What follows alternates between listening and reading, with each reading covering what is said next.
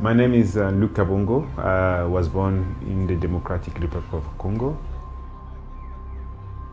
I came here 20 years ago in 2002 and been living here and serving in InnerCHANGE since 2004. You could have gone anywhere in the world. Why did you choose South Africa and why specifically Soshanguve?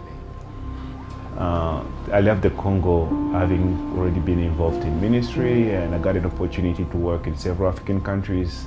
And soon after I came here, at least a year, I got connected to missionaries who were also looking into doing cross-cultural ministries in several communities. And that really became an answer to something that God called me since back in the Congo to serve in ministry amongst the poor. Yeah? It's all busy, mo. Sorry, camera, you said?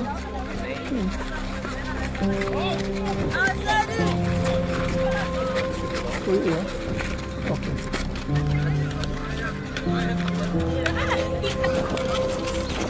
My name is John Masimo. We are here in Block HH, Soshanguve. I'm a sports coordinator from InnerCHANGE. Here we are doing is one of our ministry. We are doing soccer, under 13, 15 and 17.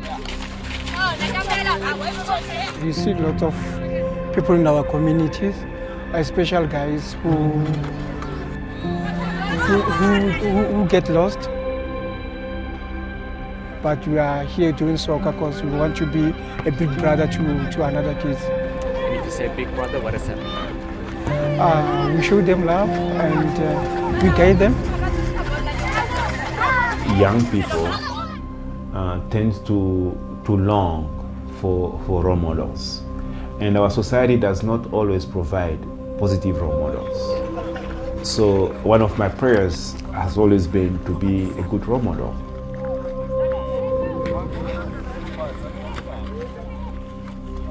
And that's how our understanding of what Jesus says. You know, the best amongst you will be the servant of all. And you could dream and imagine what Soshanguve would look like. What do you see?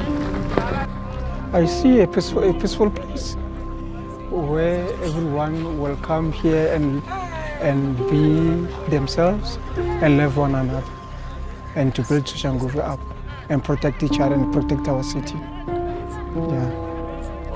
Thank you.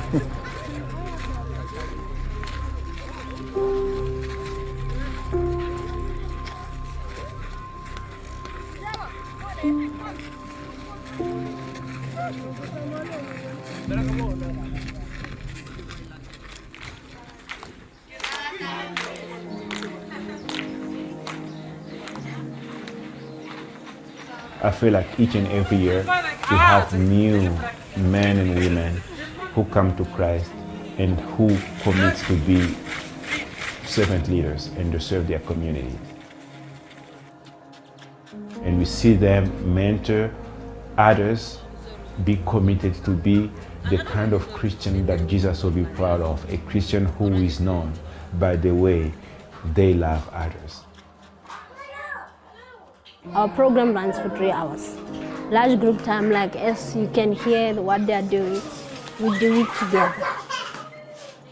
Children, they learn through play. So if they play more, if they examine a lot of toys and different things, that's where they can learn.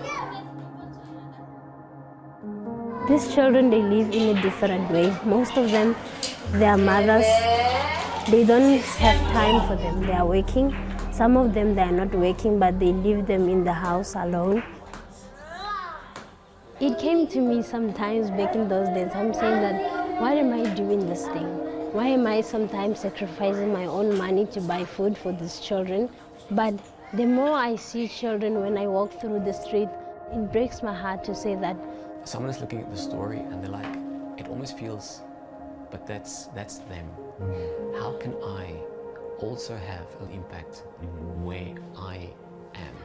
Because sometimes it can be a daunting thought. That's a conversation that I always look forward to having with anybody.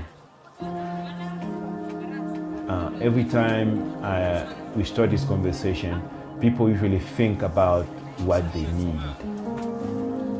And I always like to start my conversation by what I have. Some people, a lot of our community members here have been appreciative of the little impact we've made as an organization because we opened our home. This is our family home that we say, Lord, we want to dedicate this home to serving you. So we have an open door policy where gates are open and the community comes. And it can be who you are in terms of the skills that you have, you know, your availability to serve. That's really the starting point. And I feel like anyone, any willing Christian or follower of Jesus can start with that. That's been just my experience. That's really what I can start with. It's beautiful. It's beautiful.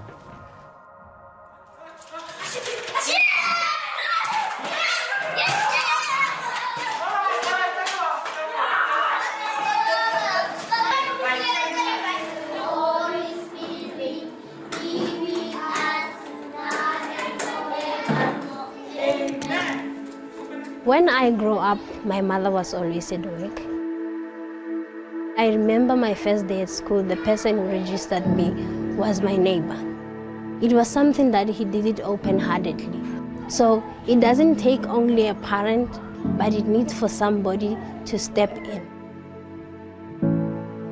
I know that God loves Africa, and God would like Africans to be known by the way they love others. And one of the best ways to start loving others is by loving the next person. And so, you know, one of the prayers that we like to say, taken from Isaiah, which is, no weapon, you know, fashioned against you will prosper, because of our thinking, we've been taught that so many enemies are around you, that only God can protect you, which is true. But sometimes we are so enemy focused that we become love deficient. Me raising them, I know that I'm going to bring a change to them. Every day when I woke up, I'm saying this is my future president, this is my future nurses, these are my future teachers.